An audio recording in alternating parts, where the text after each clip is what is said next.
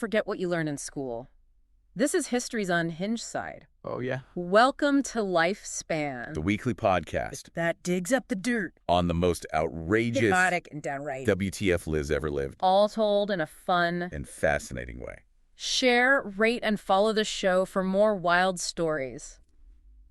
This week, Prepare yourself for a truly bizarre journey the into late 19th century and the chilling tale of H.H. Holmes. and his infamous murder castle. We'll delve into a stack of testimonies To uncover this story, behind this shadowy figure who operated against the dazzling backdrop of Chicago's White City. and the 1893 World's Fair, Think of this as your shortcut to understanding a truly unsettling, chapter in American history filled with surprising details. and the eerie juxtaposition of progress and hidden horror We'll unpack what made this period in this particular story. so uniquely disturbing. The late 19th century in the U.S. Yeah, was a wild time, it was. especially in booming cities like Chicago.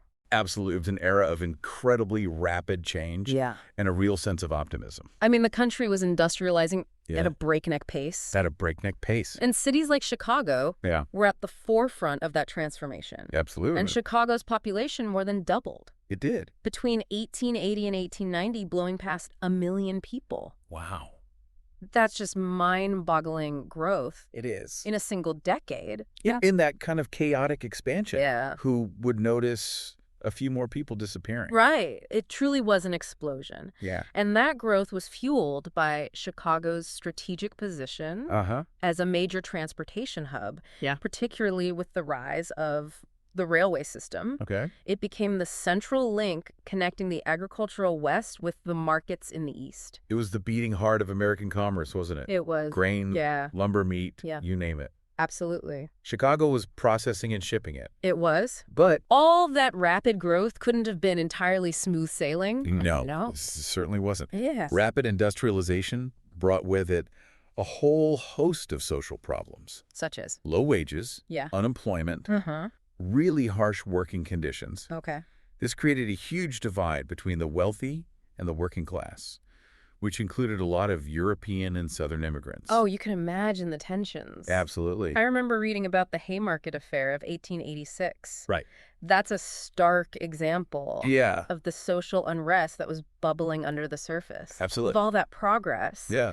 And let's not forget the Great Chicago Fire of 1871. Oh, right. I mean, the city literally had to rise from the ashes. They did. That kind of resilience is impressive. It is. But it also speaks to the scale of upheaval and change Right. that Chicago was constantly undergoing. Yeah. So this environment of breakneck change must have created a kind of Wild West atmosphere within a major city, right? I think that's a compelling analogy. Yeah. And it's important to remember that this Wild West was unfolding within the confines of a major urban center with its own established social structures. Mm-hmm.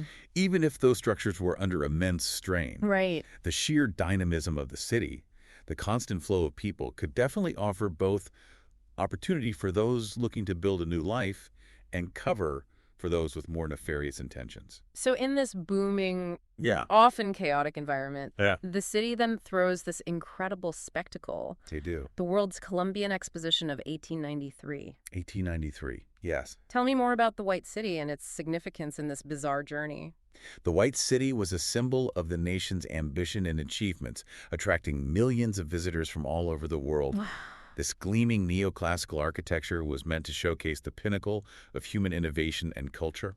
And just a few miles away from all that splendor, you had this darkness lurking. Right. It's a really unsettling juxtaposition. Precisely. And the sheer number of people drawn to the World's Fair is critical here. Look, it provided not only a vast pool of potential victims, but also a perfect environment for disappearances to go unnoticed. Yeah, if someone went missing, Yeah. who would really know amongst the constant influx and outflow of visitors? Exactly. Enter our central figure in this bizarre journey, Right. H.H. Holmes, H. Holmes. born Herman Webster Mudgett. Herman Webster Mudgett. He arrives in Inglewood, Right. Chicago, Uh-huh. around 1886. 1886. He then starts working at a pharmacy A pharmacy, yes. owned by an elderly couple, Dr. and Mrs. Holden. Dr. and Mrs. Holton. This is where the story Yeah. really starts to take a dark turn. It does. Dr. Holton dies, Right. and then Holmes buys the pharmacy from Mrs. Holton, He's happy. who then, well, she just vanishes. She disappears. That must have raised some eyebrows early on. It certainly fueled early suspicions about Holmes, Yeah. though nothing concrete came of it at the time. Yeah. Then in 1887, he buys a vacant lot right across the street and announces plans to build a hotel supposedly for all the World's Fair visitors. But the construction of this hotel, Yeah. it wasn't exactly standard procedure, was it? It wasn't. Lots of hiring and firing of different crews? That's a crucial detail. Yeah. He deliberately hired and fired workers Right. frequently Oh, okay. and often refused to pay them, Right. ensuring that no single group of people knew the entire layout or design of the building. Wow. This secrecy definitely points to a sinister underlying purpose. And this building becomes the stuff of legend.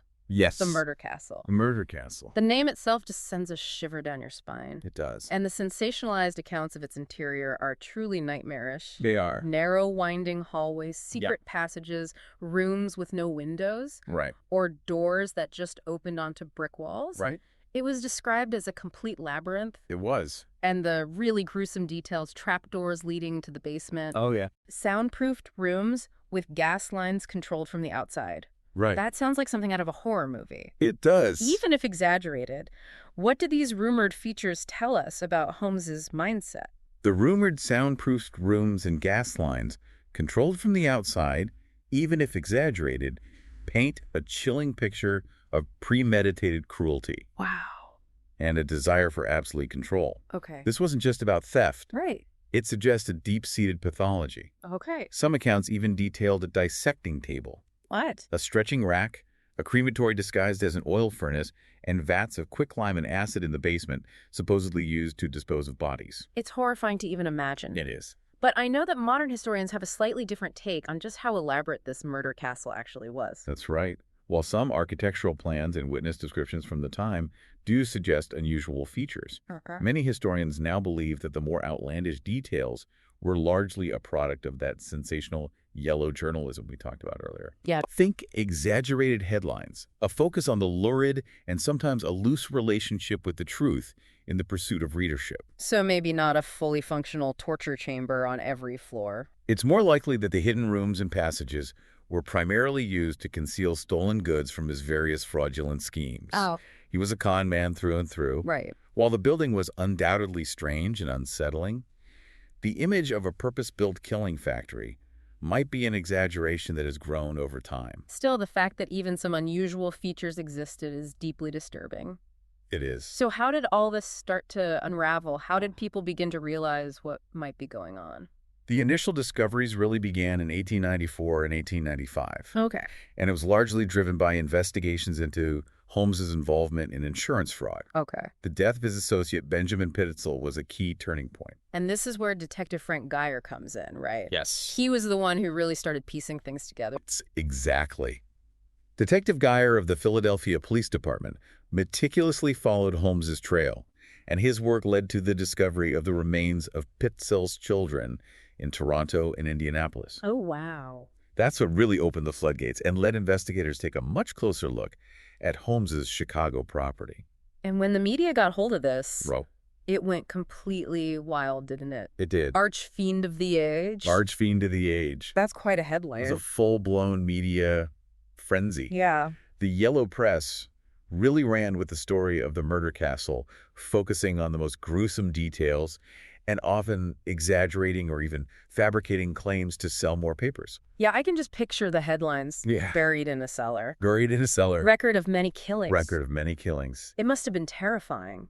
And That- yet morbidly fascinating for people at the time. Absolutely. It was Yeah. a potent combination of horror and fascination. And while there was genuine public outrage, it's clear that the sensationalized reporting was also heavily influenced by the desire for entertainment and higher newspaper sales. Right.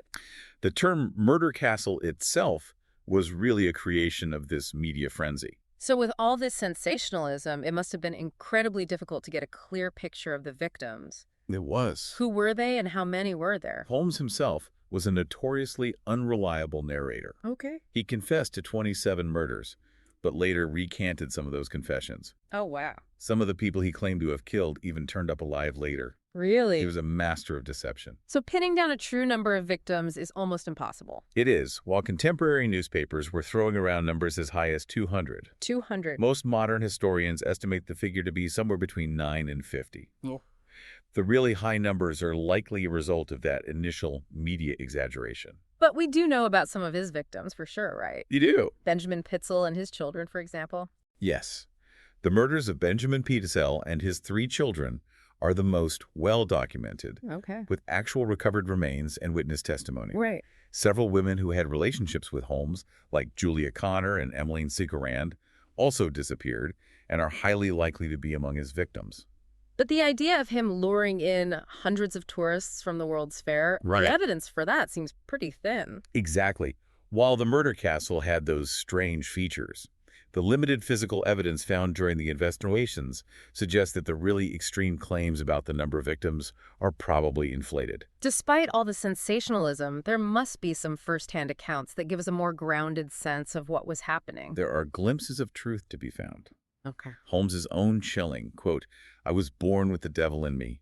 I could not help the fact that I was a murderer no more than the poet can help the inspiration to sing," gives a disturbing insight into his own perception of himself. That's a truly chilling statement. It is. And we also have Detective Frank Geyer's book, The Holmes Pitzel Case, which must be a valuable first-hand account. Absolutely. It provides a meticulous record of his investigation. Yeah, and looking at contemporary media, Yeah. even though it was sensationalized, it still reflects the public's immediate horror and fascination. It does. The Chicago Chronicle calling Holmes a multi-murderer, bigamist, seducer, resurrectionist, Right. someone who exhumed bodies for sale to medical schools, Yeah. forger thief and general swindler, Wow. paints a vivid picture. It does. And those lurid headlines, buried in a cellar. Buried in a cellar. Trap doors, secret elevators, and stove wherein bodies of women were burned. Yes. Even though they might be exaggerated, Yeah. they show the kind of fear and speculation that was rampant. Precisely. But it's important to remember that Holmes's own writings are self-serving and often contradictory. Okay.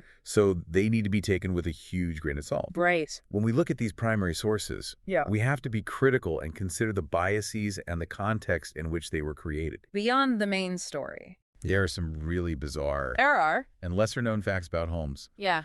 I heard he was obsessed with death even before he came to Chicago. That's right. Even in his early life as Herman Webster Mudgett, he displayed a disturbing fascination with death Okay. and reportedly performed surgeries on animals. Cool. He also had a history of insurance fraud using stolen cadavers way before the murder castle. And he was a bigamist, Yes, he was. using tons of different aliases. Yes. It's like he was living a life built on lies and deception from the very beginning. He was incredibly adept at manipulation and living under false pretenses. And then there's the really wild theory, Right. the one linking him to Jack the Ripper. Jack the Ripper. That's right. Yes. His great-great-grandson, Jeff Mudgett, Jeff Mudgett? has actually put forward this theory. Yeah. It seems like a long shot, It does. but are there any compelling connections? The theory is certainly controversial, but Mudgett points to some similarities in the nature of the crimes and the timeline of their activities, with Holmes being in London around the time of the Ripper murders. Oh, really? It's definitely an intriguing, though unproven possibility. And what about the murder castle itself? Yeah. What happened to it after Holmes was arrested? It was gutted by a mysterious fire in 1895, shortly after his arrest. Oh, wow. The cause was never officially determined, which just adds another layer of intrigue to the whole story. That's almost too perfect in a dark way. It is. And the site where this infamous building once stood, Right. it's now a U.S. post office in Inglewood, Chicago. It is. It's a really eerie thought. It is a strange and somewhat unsettling transformation of a place associated with such darkness into something so ordinary and essential to everyday life. The story of H.H. Holmes just refuses to fade away. It does, He's become a fixture in popular culture, hasn't he? Absolutely. His story has had a significant and lasting impact, inspiring numerous books. Eric Larson's The Devil in the White City is probably the most well-known, bringing his tale to a huge audience by weaving it together with the story of the World's Fair construction. I remember that book being a massive hit. Yeah. What other books and films have tackled his story? There's Adam Seltzer's H.H. Holmes, The True History of the White City Devil, which tries to debunk some of the myths. Okay. Harold Schechter's Depraved also delves into his crimes, Oh. and even fictional works like Robert Bloch's American Gothic have drawn inspiration from him. Uh-huh. Several documentaries have also been made, like H.H. Holmes, America's First Serial Killer, and the History Channel's American Ripper, which explored that Jack the Ripper connection. Right. And there's still talk of a Devil in the White City adaptation with some major Hollywood names attached. It's clear that he's become this iconic, disturbing figure in true crime. He has. Why do you think his story continues to resonate so strongly? His enduring popularity really highlights his status as a key figure in the true crime genre and a chilling example of early American serial murder. Yeah. His ability to blend into society, to appear as a respectable businessman while committing these horrific acts is deeply unsettling and continues to fascinate and disturb us. Right. The contrast with the optimism of the White City only amplifies that sense of hidden evil. For anyone who wants to dive deeper into this bizarre journey, Yeah. what are some reliable resources you'd recommend? There are many excellent resources available. Okay. The Library of Congress's Chronicling America project is fantastic for accessing historical newspapers and seeing those original, albeit sensationalized accounts. Okay. The Chicago History Museum's website provides crucial context about the World's Fair and Chicago history itself. What about documentaries or more contemporary analyses? You can find several documentaries on streaming platforms like Amazon Prime Video and Apple TV, Okay. including H.H. Holmes, America's First Serial Killer, and The Murder Castle. Okay. The History Channel's website also has information on American Ripper. For more in-depth reading, credible historical websites like History.com and Smithsonian Magazine have well-researched articles. Yeah.